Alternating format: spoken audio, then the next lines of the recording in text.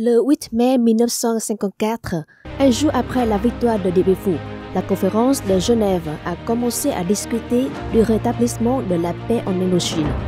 Après 75 jours de négociations intenses avec 31 sessions, les accords ont été signés le 21 juillet.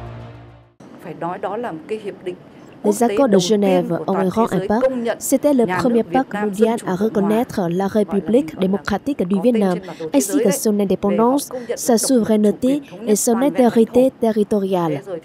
Mon père m'a raconté que les négociations étaient très tendues, mais que la délégation vietnamienne a su tirer parti de chaque étape.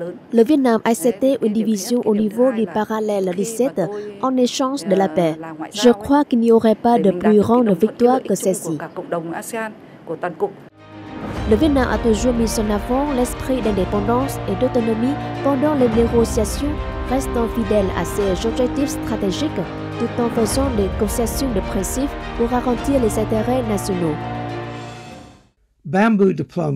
La diplomatie du bambou s'est illustrée à travers les négociations des accords de Genève.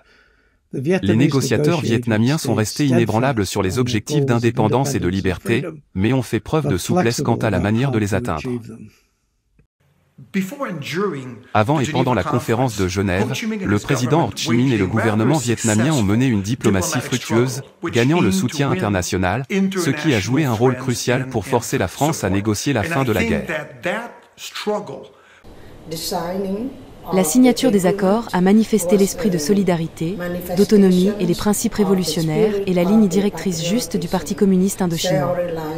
Cette victoire historique n'a pas seulement été importante pour le mouvement révolutionnaire vietnamien, mais est également une source de soutien pour les mouvements de libération nationale et a marqué le début de l'effondrement du colonialisme dans le monde.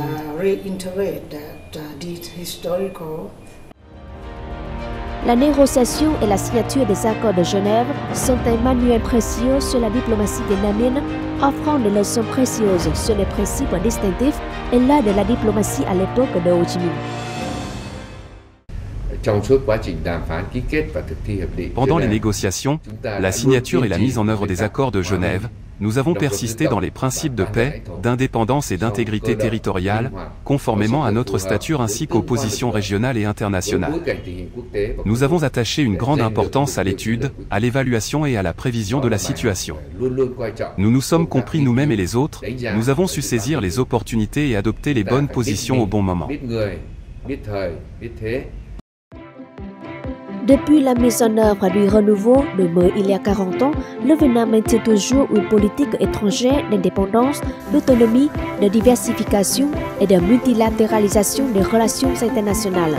Le Vietnam est devenu un ami, un partenaire fiable et un membre responsable de la communauté internationale. Il a établi les relations diplomatiques avec 193 États membres de l'ONU, le partenariat stratégique et le partenariat interne avec 30 pays.